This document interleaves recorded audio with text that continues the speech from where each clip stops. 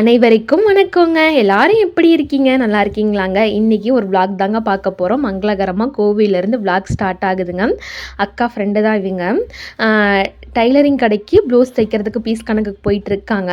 நான் போகிற பக்கம் நீ செய்கிற பொருளை கொடுப்பா, நான் கொஞ்சம் சேல்ஸ் பண்ணுறேன் அப்படின்னு சொல்லிட்டு ஒரு 10 செட்டு என்கிட்ட அமௌண்ட்டு கொடுத்து தான் வாங்கிட்டாங்க.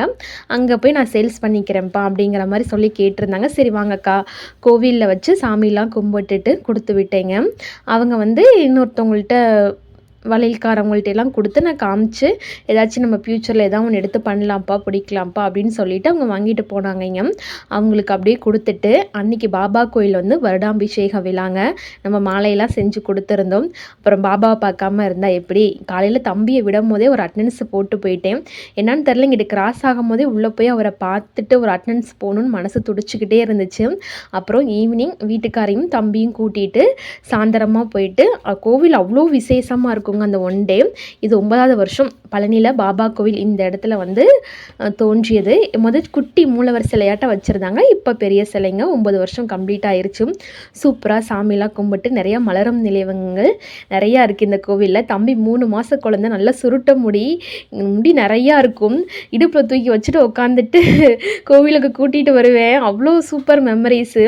கோவில் இங்கே இருக்குன்னா ஒரு கொஞ்சம் தூரம் கிட்ட வீடு இருக்கும். நடந்தே வந்துட்டு கோவிலுக்கு போவேங்க. ஸ்வீட் மெமரிஸ்லாம் நினச்சி பார்த்துட்டு அப்படியே வீட்டுக்கு வந்துடலாங்க. இந்த சுடிதார் பாதி ஸ்டிச் பண்ணிவிட்டு அதுக்கப்புறம் என்னட்ட வந்திருக்குங்க. ஒரு சிஸ்டர் தான். அவங்க மேரேஜ் அப்போ டைலரிங் கிளாஸ் போனாங்களாமா. அப்போ எல்லாம் கட்டிங் போட்டு எல்லாம் ஜாயின் பண்ணி வச்சுட்டாங்க. ஆனால் ஃபுல்லாக மூட்டாமல் மட்டும் வச்சுருந்தாங்க. பேபி கன்ஃபார்ம் ஆகுமே மிஷினில் உட்காரலைங்க. அதுக்கப்புறம் நான் மிஷினில் உட்கார போனேன். எனக்கு சுத்தமாக மறந்துருச்சு. அதனால் பாதி தைக்காமல் இருக்குது. இப்போ நான் கிளாஸ் போயிட்டுருக்கேன், எனக்கு இது எப்படியாச்சும் ஃபினிஷிங் பண்ணி கொடுங்க அப்படின்னு கேட்டிருந்தாங்க. இப்போ ஒரு 3-4 வருஷத்துக்கு முன்னாடி இந்த ஜிப்பு வச்ச பேக் ஓப்பன் அதெல்லாம் வந்து நல்லா ட்ரெண்டிங்கில் இருந்துச்சா. இப்போ அந்த ஜிப்பு வந்து ரொம்ப லூஸ் ஆகிருச்சுங்க. அதனால் என்ன பண்ணிட்டோம், அந்த ஜிப்பை பிரிச்சுட்டு அந்த இடத்துல கொஞ்சம் ஒரு 1/4 இன்ச்சுக்கு வந்து மூட்டி கொடுத்துட்டேங்க. இப்போ ஃபுல்லாக வந்து நெக் டிசைன்லாம் அவங்களே கட் பண்ணி கேன்வாஸோடு வச்சு கொடுத்தாங்க.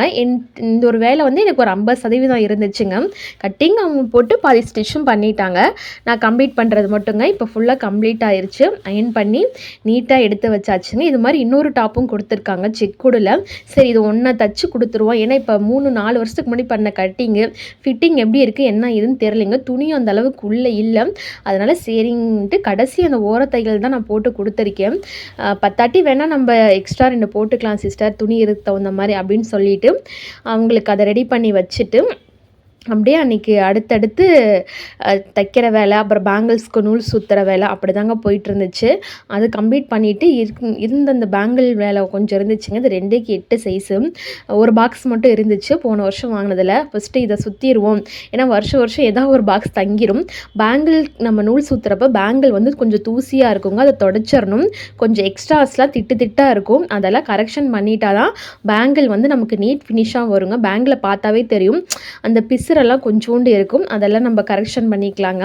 இப்போ பேங்கிளையும் வந்து கம்ப்ளீட்டாக அன்றைக்கி இந்த பேங்கிள் சுற்றி முடிச்சுட்டு தான் அந்த இடத்த விட்டு எந்திரிச்சேன்.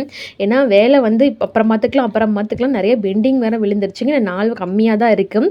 என்னடா மறுபடியும் அடுத்தது கோவிலுக்கு வந்தாச்சுங்க. இப்போ வந்து ஒரு காதுகுத்து ஃபங்க்ஷனுக்கு தாங்க வந்திருக்கோம். இவங்க வந்து கோயம்புத்தூர், எங்கள் நாத்தனார் வீட்டு பக்கத்தில் இருக்கிறாங்க. அவங்க தான் காதுகுத்துக்கு இன்வைட் பண்ணியிருந்தாங்க. ஞாயிற்றுக்கிழமை காது குத்துங்க. ஞாயிற்றுக்கிழமை காலையில் தான் வீட்டில் உட்காந்து மாங்கன்னு துணி துவச்சிட்டு இருந்தேன். காது குத்துறதுக்கு 8 to 10 ரொம்ப டைம் ஆகிருச்சு. ஆன் த வேயில் வந்து கிஃப்ட்டு வாங்கிட்டு சடனாக வாங்கிட்டு பேக் பண்ணுறது கடலாட்டி என்ன பண்ணுறது, வீட்டில் கொஞ்சம் கிஃப்ட் பேப்பர் இருந்துச்சு, அதையும் தூக்கி போட்டு கத்திரிக்கோல் டேப்பு எல்லாத்தையும் எடுத்துகிட்டு போயிட்டு கோவிலில் உட்காந்து தான் பேக்கிங்கே நாங்கள் பண்ணிகிட்டு இருந்தோம்.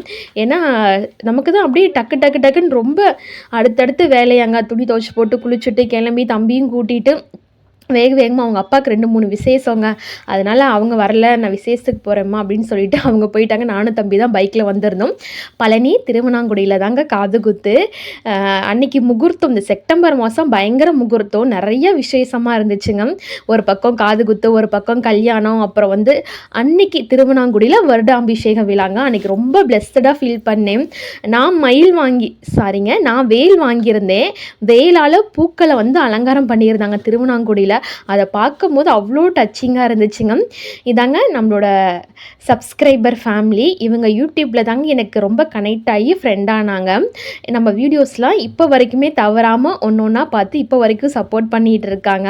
நீங்கள் கட்டாயம் வரணும் சிஸ்டர், வஜ்ஜி குட்டியோட வரணும்னு சொல்லவுமே சூப்பராக வந்தாச்சுங்க. குட்டி தம்பி நல்லா குட்லி மாதிரி இருந்தாங்க. காது குத்தும் போது ஒரே அழுகாச்சி, அம்மா என்னை காப்பாற்றுங்க, அம்மா என்னை காப்பாற்றுங்க அப்படின்ட்டு ரொம்ப க்யூட்டாக சூப்பராக இருந்துச்சு. நல்லா க்யூட்டாக இப்போ மண்டே ஆடிட்டு இருந்தாங்க. பயங்கரமாக கத்த ஆரம்பிச்சிட்டாங்க.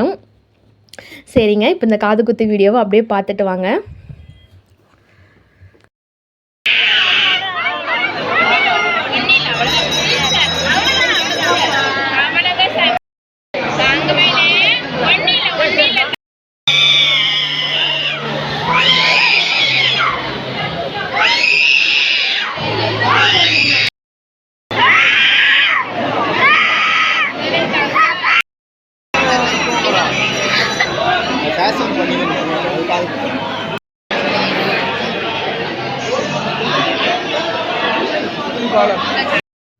காது குத்து செம க்யூட்டாக நடந்து முடிஞ்சிருச்சுங்க.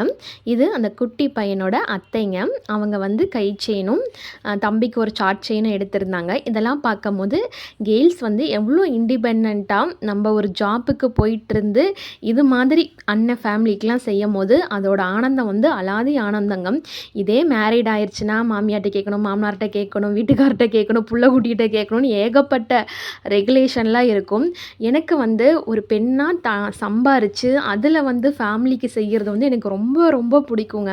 இவ்வளோ தூரம் என்னோடய பிஸ்னஸை நான் உருட்டுறதுக்கு காரணமே என்னால் ஏதாச்சும் ஒன்று, இப்போ நான் எங்கள் அம்மாச்சியை பார்க்க போகிறேன், எங்கள் அம்மாவை பார்க்க போகிறேன், எங்கள் சித்தியை பார்க்க போகிறேன், யாராச்சும் நான் பார்க்க போகிறேன்னா அது எங்கள் வீட்டுக்கார் கையை எதிர்பார்க்காம நான் எடுத்து அம்மாச்சி இந்தாமல் இவ செலவுக்கு ஒரு 100 ரூபா வச்சுக்கோ, வெத்தலை பார்க்க ஒரு 50 ரூபா வச்சுக்கோ அப்படிங்கிற மாதிரி கொடுத்துட்டு வரணும்னு எனக்கு ரொம்ப ஆசைங்க. அதனால தான் நான் கைத்தொழில் ஆரம்பித்தேன். இதெல்லாம் ஒரு பெண் அவ சுயக்காலில் இண்டிபெண்ட்டாக இருந்தால் மட்டும்தாங்க இந்த விஷயம் சாத்தியமாகும். இந்த ஒரு மூமெண்ட்டை பார்க்கும்போது எனக்கு என்னோடய ஓல்டு மெமரிஸ் ஞாபகம் வந்துச்சுங்க. அதனால தான் ஷேர் பண்ணிட்டேன்.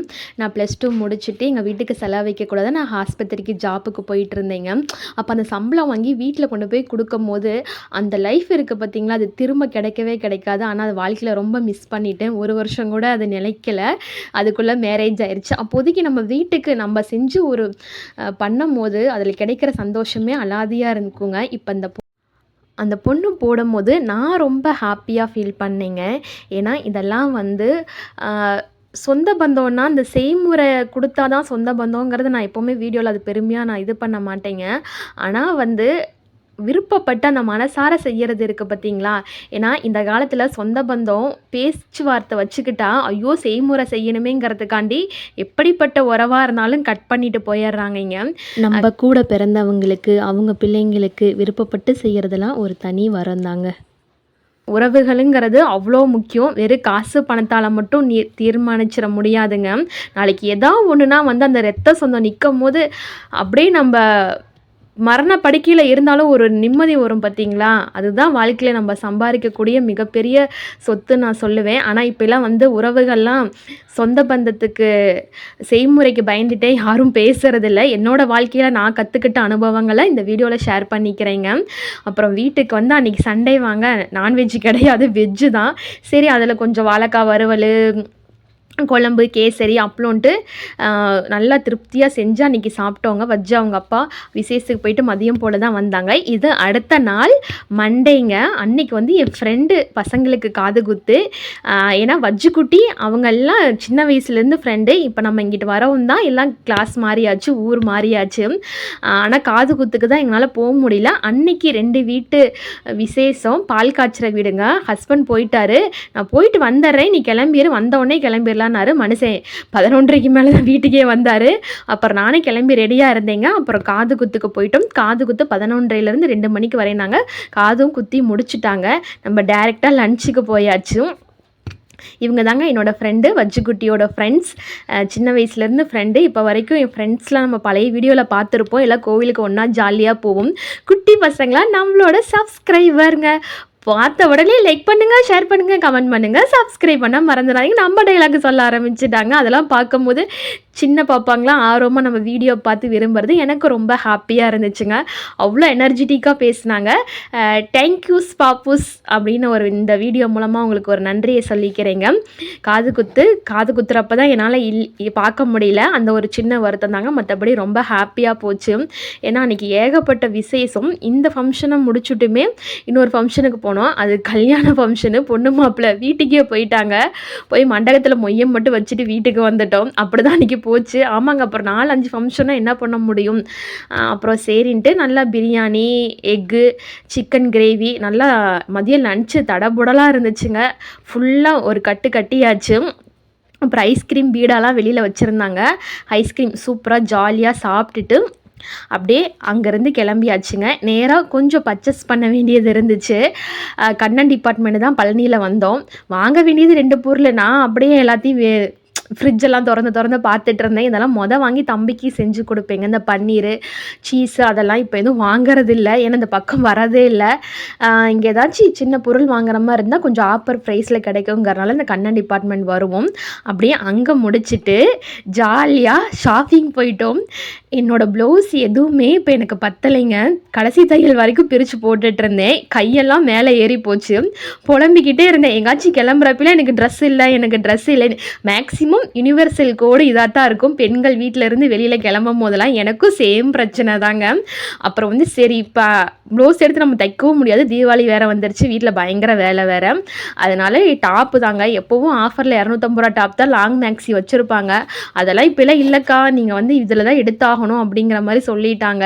எனக்கு இதில் எடுக்க மனசே இல்லை. அதுலேயுமே ரேட்டை பார்த்தா சூஸ் பண்ணேன். கடைசியில் 325 2 டாப்பு, அப்புறம் 250 ரூபாய்க்கு ஒரு டாப்பு, 3 டாப்பு 900 ரூபாய்க்கு பிக் பண்ணிவிட்டு ஜாலியாக வந்தாச்சு. ரொம்ப நாளைக்கு கிருமிச்சு 3 டாப்ஸ் எடுத்து ரொம்ப ஹாப்பியாக, அது ஹஸ்பண்டோட ஜாலியாக ஒரு சந்தோஷமாக இருந்துச்சுங்க. அப்புறம் நேராக பேங்கரிக்கு வந்துட்டு ஒரு பாதாம் பால், அவங்க 7up குடித்தாங்க.